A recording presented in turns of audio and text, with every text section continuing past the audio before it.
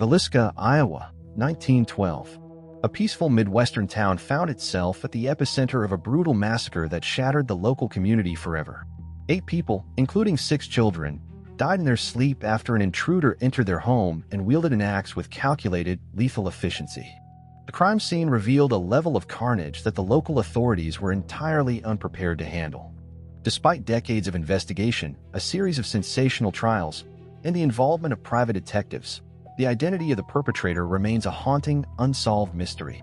Tonight, we dissect the clinical facts of the Villisca Axe Murders, a case defined by its brutality and the total failure of the justice system to secure a conviction.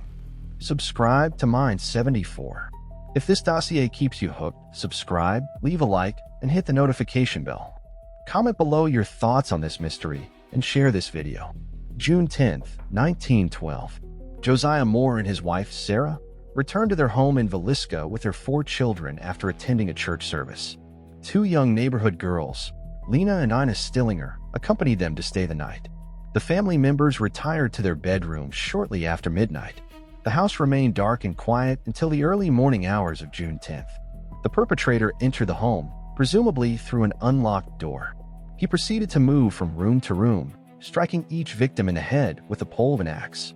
The killer struck Josiah Moore the hardest, leaving his face unrecognizable. The other victims perished in their sleep. The murderer covered the heads of the victims with bedclothes and obscured the mirrors in the house.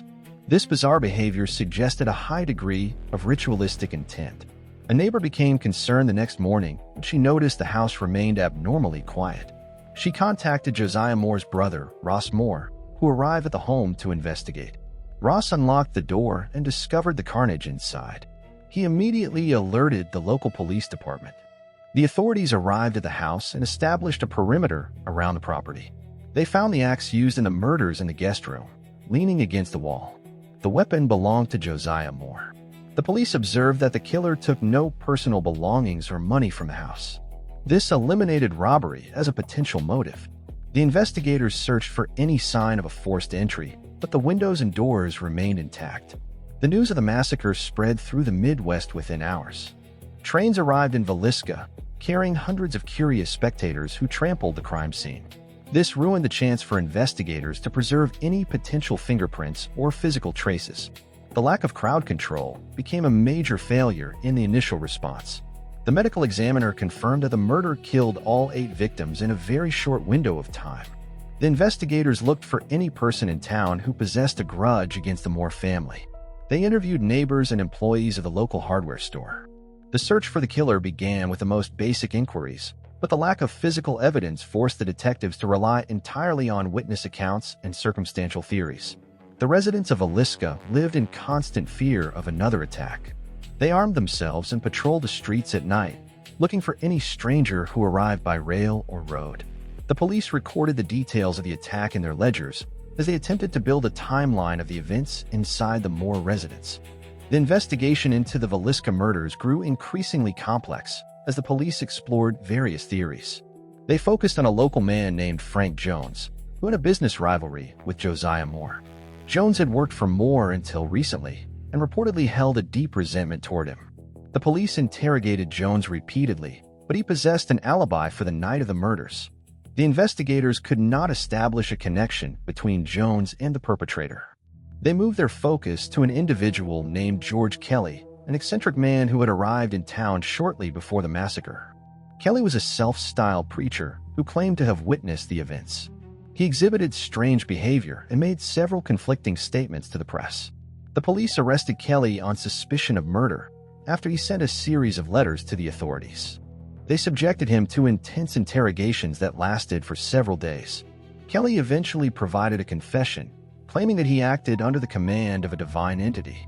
He described the murders in detail during the formal hearings. The investigators later questioned the accuracy of his confession, as some details did not match the crime scene evidence. Kelly's defense team argued that his mental state precluded him from providing a reliable account of the crime. The state proceeded with a trial against Kelly, but the jury remained deadlocked.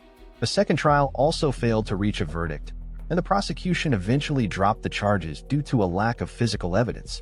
The lack of a conviction left the public dissatisfied with the legal process. The investigators searched for any link between the murders and the transit system. They tracked the movements of known transients who had visited the local rail station. They interviewed dozens of men who fit the general description of the killer. The task force examined the history of other axe murders in the region, looking for a potential serial predator. They discovered several incidents in neighboring states that shared similar patterns. The investigators concluded that the killer possessed an intimate knowledge of the interior layout of the Moore home. This suggested the perpetrator had visited the house prior to the night of the murders. The police compiled a record of everyone who had entered the Moore residence in the weeks leading up to June 10th. They found no one who stood out as a clear suspect. The department faced intense criticism for the mismanagement of the crime scene and the inability to maintain order. The detectives struggled to reconcile the contradictory witness testimonies. They maintained the files on the murders, but the investigation stalled as the town tried to move forward. The case of the Villisca Axe Murders became a focal point for the regional press, which published detailed theories on the killer's path. The investigators monitored the public response to the various theories, hoping for a breakthrough tip. The police force remained dedicated to the case, yet the lack of a primary suspect prevented any real progress in the legal pursuit of the perpetrator. The legal battles surrounding the Villisca massacre dragged on for several years. The prosecution of George Kelly drained the resources of the local judicial system. The public remained divided on whether Kelly was the perpetrator or a delusional man caught in the spotlight of a high-profile case. The failure of the trials discouraged the investigators from pursuing new leads with the same intensity. The case moved into a period of stagnation in the early 1920s. The files continued to grow as the police added new reports and letters from citizens. Each piece of paper represented a desperate attempt to find the truth behind the tragedy. The investigators recognized that the window for a successful prosecution had closed. The lack of DNA, fingerprints, or reliable testimony made a conviction impossible. The town of Villisca began the slow process of recovering from the trauma of the massacre. The Moore residence remained a symbol of the tragedy for decades. The investigators who led the original search moved on to other roles within the law enforcement community. They kept their personal notes, which eventually reached the public archives. These records showed the sheer number of theories that the police had entertained during the initial response. The investigators studied the timing of the murders and the sequence of the violence. They confirmed that the killer operated with a level of focus that required absolute stillness. The investigators theorized that the perpetrator had studied the habits of the Moore family for several days before he committed the crime. This reinforced the belief that the killer was a local resident. The police maintained the evidence in the state archives, including the axe used in the massacre. The records remained a part of the permanent collection of the Iowa law enforcement agencies. The researchers who visited the house in later years noted the dark atmosphere of the location. They recorded the stories told by the residents who lived in Villisca after the tragedy. The mystery continued to haunt the investigators who had seen the crime scene with their own eyes. They remained convinced that the killer was a man who lived in the community and knew his victims personally. The case of the Villisca Axe Murders became a classic example of the limitations of early 20th century police work. The department updated the files only when new evidence emerged or when a researcher made a request for the records. The case reached the status of an eternal enigma. The Villisca Axe Murders left a permanent scar on the history of the state of Iowa. The case continues to fascinate true crime enthusiasts and historians who look for new angles to solve the mystery. We honor the memory of the 8 victims whose lives were cut short in their home. Their story is recorded in the archives of the justice system. We documented the facts and the impact of these events for the future. The legacy of Dossier 44 is a lesson in the complexity of early criminal investigation and the trauma of community violence. We view the events of 1912 through the lens of historical reflection. The case is long cold, but the memory endures. The records remain available for any future inquiry. The investigation taught the world about the need for standardized police practices and the importance of preserving the integrity of a crime scene. We honor the victims by documenting the history that arose from their deaths. The Villisca Massacre stands as a definitive point in the history of American serial crime. The world shifted in the aftermath of 1912. We operate with a better understanding of serial criminal behavior because of the lessons learned during this investigation. The ghost of the killer still lingers in the stories told about the dark history of the quiet Midwestern town. We documented the full sequence of the tragedy. This concludes our review of the case. The archives are open, and the story continues to unfold as we look into the past. We remain satisfied that the investigation was as thorough as possible given the era. The mystery of the Villisca Axe Murders is one of the most enduring stories of our time. It serves as a study in how we define criminal legends. The truth remains in the records, waiting for those who study the facts. We leave the story here for the next generation of investigators. The search for knowledge regarding the killer continues in the archives of history.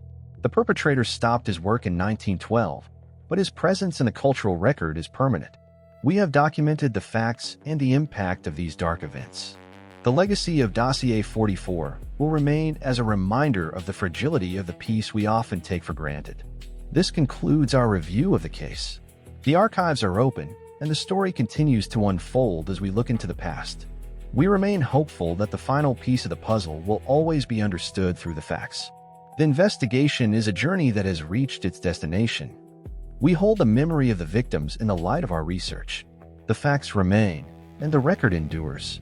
Subscribe to Mind 74. If you reach the end, subscribe, leave a like, and hit the notification bell. Comment below your thoughts on this mystery, and share this video to help us grow the community.